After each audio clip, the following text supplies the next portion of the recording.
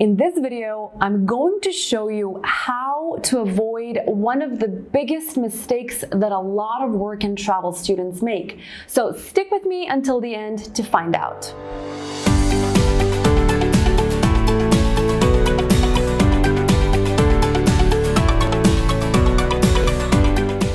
What is up, everybody? Welcome to Zenfluent Maria.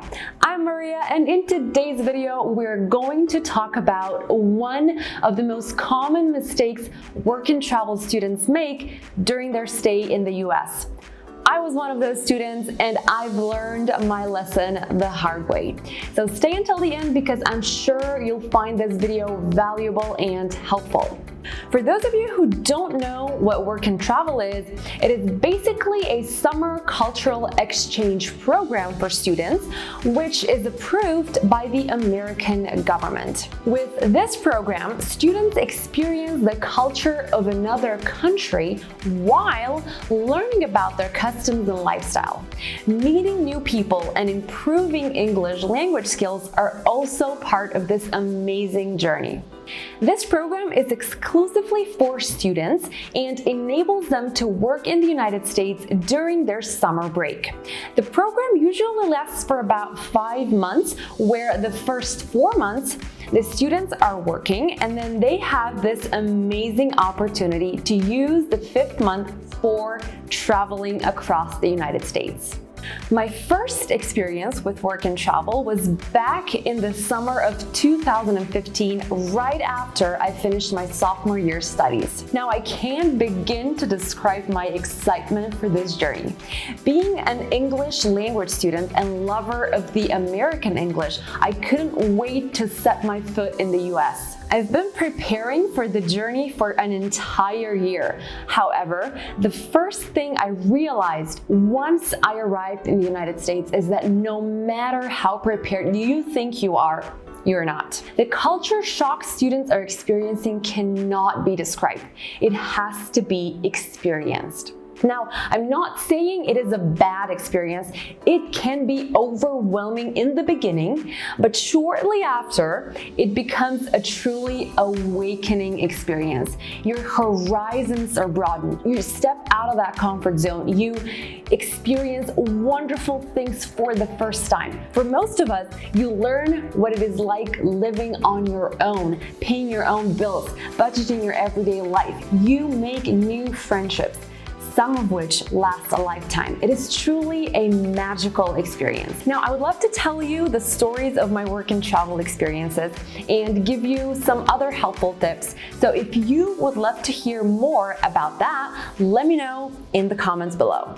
Now, there are some things that nobody tells you before going to the US. In fact, students give each other the opposite advice. I'm talking about skipping out on social networking with Americans and with other students who don't speak your language, and instead hanging out only with people from your own country. This is my biggest regret from my first year as a work and travel student. Upon arriving to the restaurant I was working in, I immediately found Balkan friends I was constantly hanging out with, because this is actually the advice I was given from previous students who've been to the US. Now, don't get me wrong here. I'm not saying you should avoid completely talking to people from your native language, but try and be more open to communicating with students from other countries as well. After all, the entire work and travel experience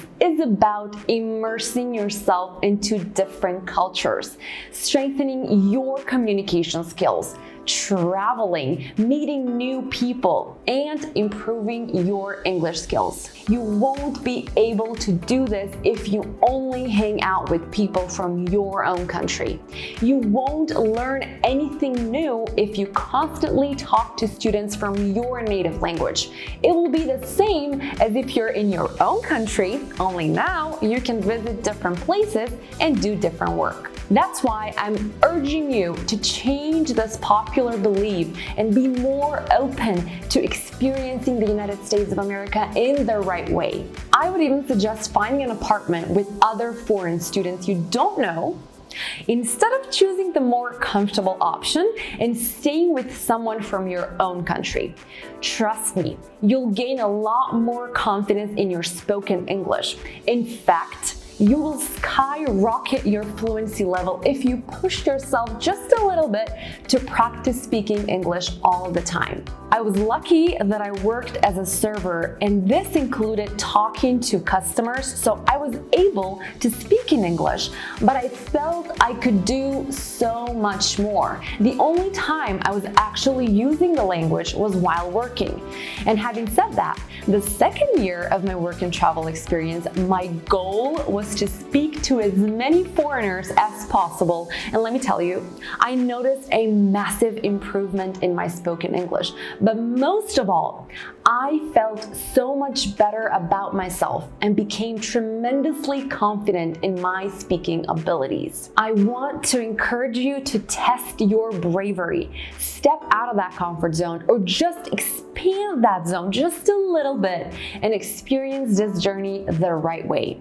You will be rewarded, I promise you. What is your experience with work and travel? Did you improve your language skills while on this journey, or you made the same mistake I did?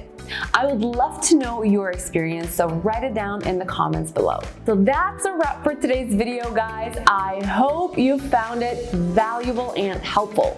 If you've made it until the end of this video and you haven't subscribed yet, make sure to hit that subscribe button and give this video a thumbs up to support me.